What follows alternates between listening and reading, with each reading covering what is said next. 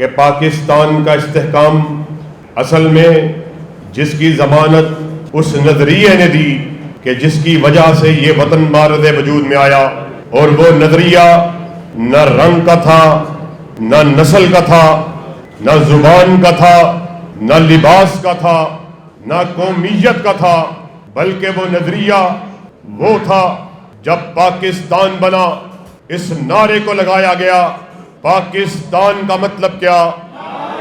لا الہ الا اللہ۔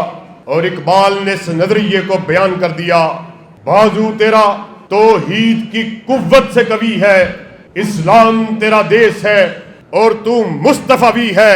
یہ وہ واحد نظریہ تھا توحید کا، رسالت کا، کہ پوری کائنات میں، پورے کرۂ ارض پر اگر کوئی وطن اس نظریے کی نتیجے میں وجود میں آیا تو واحد وطن پاکستان کا وطن ہے۔